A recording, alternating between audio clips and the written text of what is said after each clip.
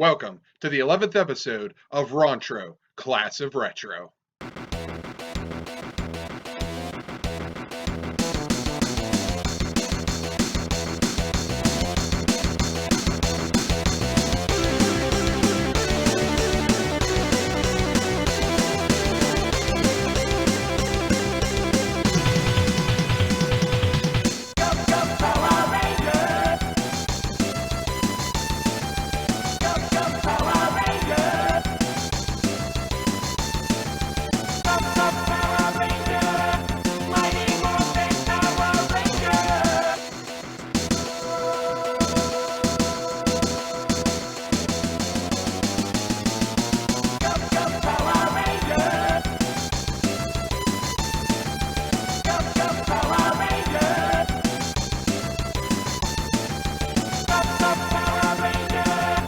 Hello everyone, and welcome to another episode.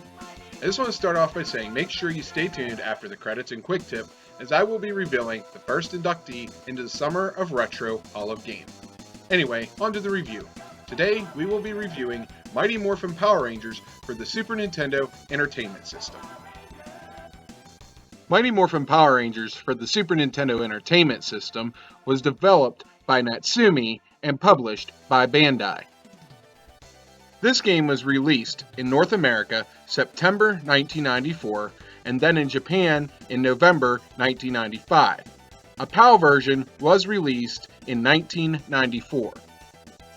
This game is in the action platformer genre of video games. Power Rangers, as a TV series, started in 1993, and with its growing popularity, it is no surprise that a video game was made based on it.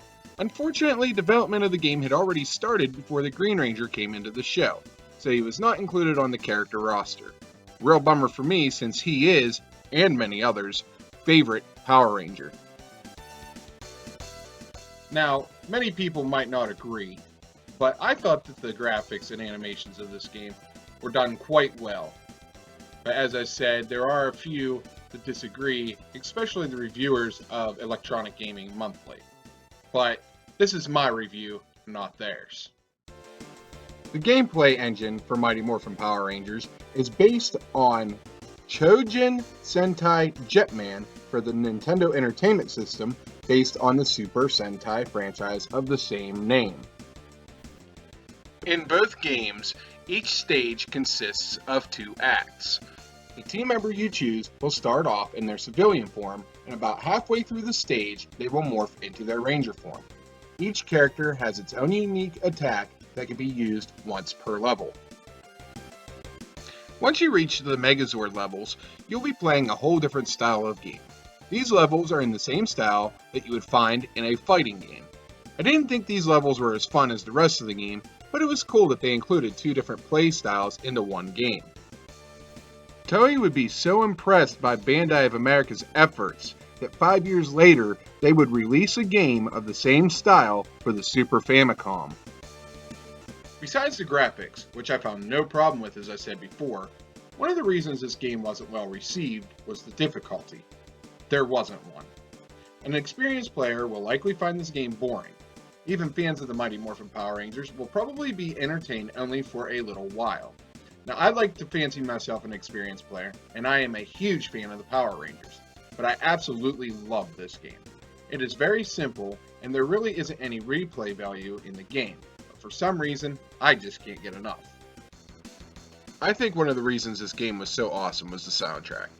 All the levels had a rock sound to them, plus the title screen had the Power Rangers theme music, along with a digitized voice saying, "Go Go Power Rangers." Well, it sounds more like it's saying Ranger, but still, it was something that was really rare at the time. You didn't hear much voice acting in gaming those days.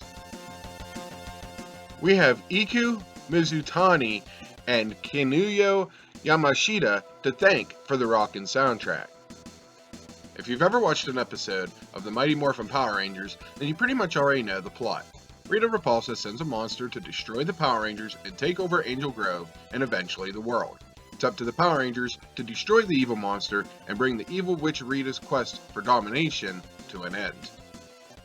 Back in 1994, I was in front of my television right after school waiting for the Power Rangers to come on TV. I wouldn't miss an episode. On the weekends in those days, my father and I would go to a place called Frank's. It was a video rental store that rented VHS tapes and video games. One weekend, my father allowed me to pick one game and one movie that I wanted for that weekend. The movie was almost always the same. My favorite movie at the time was The Never-Ending Story. I would always find a different game each weekend, and that one particular weekend I saw that they had the Power Rangers video game for the Super Nintendo. I was really excited and couldn't wait to play it. I got home and popped in the cartridge. Within about an hour, I had already beat the game. I wasn't really that disappointed though. I restarted the game and I played through it multiple times that weekend, and I had fun for every second of it. I give this game a score of 7 out of 10. As much as I love this game, I can't deny its flaws.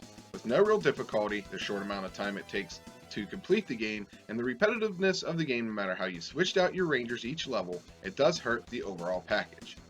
So that is it for the first review in the 4-part Superhero Month series. Again, be sure to stay tuned after the credits for a quick tip and the announcement of the first inductee into the Summer of Retro Hall of Game. Be sure to hit those like and subscribe buttons, and if you have any fond memories of playing this game as a child or the Power Rangers in general, leave it in the comment section below along with any questions, comments, suggestions, or requests. I'm your host Rontro, and this has been the Class of Retro. I'll see you next time, and may the power protect you.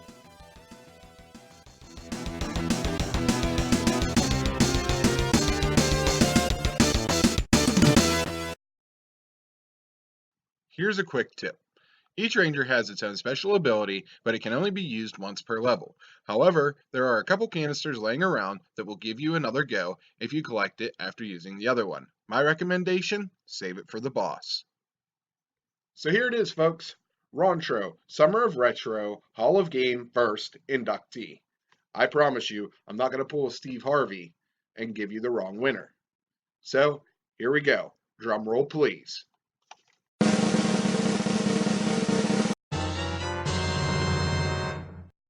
So there it is, folks, Super Mario Bros. 3 for the Nintendo Entertainment System. This will be the first Let's Play I do come the summer months. Just to let you all know, I will be revealing one more inductee this month, then one in April and another in May, bringing the total to 4 inductees this year. See you next time.